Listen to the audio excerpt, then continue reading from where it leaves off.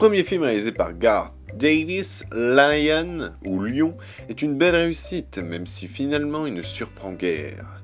Lion raconte l'histoire de Saru, enfant vivant dans la région du Khandwa, en Inde, qui se retrouve par mégarde dans un train qui le mènera jusqu'à Calcutta. N'ayant aucun moyen de rentrer chez lui et ne connaissant pas la bonne direction, il survivra pendant quelques mois seul dans la ville, jusqu'à ce qu'il se retrouve dans un orphelinat, où il sera adopté par une famille australienne. 20 ans plus tard, il décide d'entamer des recherches pour retrouver sa famille d'origine, grâce à l'apparition d'un nouveau logiciel du nom de Google Earth. Attention, cette vidéo peut contenir des placements de produits. Bon, par quoi commencer? Par l'histoire, tiens. Alors, c'est une très belle histoire, mais c'est ce genre d'histoire dont on connaît tous un peu l'issue, mais qui finit à chaque fois par marcher. On a un peu l'impression que le film sous-entend que si vous n'êtes pas ému à la fin de Lion, c'est que vous n'avez pas de cœur. Alors oui, le message n'est pas subtil et il arrive avec ses gros sabots, mais c'est une histoire vraie. Ils n'allaient pas la changer juste pour que ce soit plus acceptable pour certaines critiques. D'ailleurs, parlons-en des critiques, qui se plaignent que le film tente à vouloir nous faire pleurer facilement. Mais c'est bien parfois de pleurer. Je veux dire, si un film te fait pleurer, rire, ou s'il te fait peur, c'est qu'il fonctionne. En quoi ce serait un inconvénient ? Je ne comprends pas. Je trouve qu'il y a une tendance à vouloir casser du film à Oscar en ce moment. Il n'y a qu'à voir l'avalanche de critiques négatives que se prend La La Land ces derniers temps sur les réseaux sociaux, souvent par des personnes qui ne l'ont pas vu, mais qui ne supportent pas le succès des films.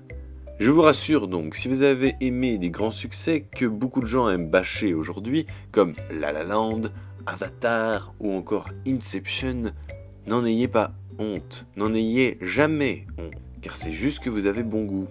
Bon, après cet aparté, revenons au film. Si l'histoire est classique et ses effets prévisibles, elle ne reste donc pas moins efficace. Par contre, la comparaison avec Slumdog Millionnaire n'a pas lieu d'être, car Lion suit un schéma chronologique. Ici, pas de flashback, vous allez suivre l'histoire en deux parties bien distinctes.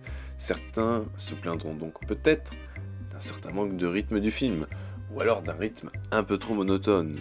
Pour les acteurs, c'est du 10 sur 10, Dev Patel est convaincant. Ma chouchou, Rooney Mara, a un petit rôle, mais elle l'interprète avec beaucoup de justesse. Faramir, par contre, lui vieillit et commence sérieusement à fusionner avec Boromir. Et Nicole Kidman nous offre une magnifique prestation. D'ailleurs... Ah ! C'est quoi ces cheveux ? Pour la mise en scène, elle est très classique, mais pour un premier film, cela passe. Garth Davis sera par contre attendu au tournant pour le second. Donc voilà, je vous conseille Lion, qui est un très beau film et saura vous émouvoir. Ses effets sont peut-être un peu trop faciles, mais bon, il fonctionne, et c'est le principal. En passant, messieurs, Lion est le bon plan pour séduire une probable future petite copine, et faites-la bon prince en prévoyant d'avance le paquet de mouchoirs. Pour pleurer. Pour pleurer, le paquet de mouchoirs. Hein, pas pour autre chose. On est bien d'accord. Avant de finir, étant donné que les Oscars sont très très proches, c'est-à-dire dans quelques heures, je voulais me tenter au jeu des prédictions pour les principales catégories, ou en tout cas, attribuer mes Oscars à moi. En meilleur film d'animation, je vous avoue que je n'arrive pas à les départager. Donc pour moi, ce sera un Oscar ex aequo pour Zootopie et Kubo et l'armure magique. Pour la meilleure musique de film, l'Oscar revient à La La Land. Pour la meilleure chanson originale, l'Oscar revient à Audition The Fools Who Dream de La La Land. Pour les meilleurs effets visuels, l'Oscar revient à Doctor Strange. Pour le meilleur mixage de son et le meilleur montage de son, les Oscars reviennent à La La Land. Pour le meilleur montage, l'Oscar revient à Tu ne tueras point. Pour la meilleure photographie, l'Oscar revient ex aequo à La La Land et Moonlight. Pour les meilleurs maquillages et coiffures, l'Oscar revient à Star Trek sans limite. Parce que tout sauf Suicide Squad et j'ai pas vu Monsieur OV. Pour les meilleurs costumes, l'Oscar revient à Allié. Pour les meilleurs décors, l'Oscar revient ex aequo à Passengers et La La Land. Pour le meilleur scénario adapté, l'Oscar revient à Premier Contact. Pour le meilleur scénario original, l'Oscar revient à Comanchery.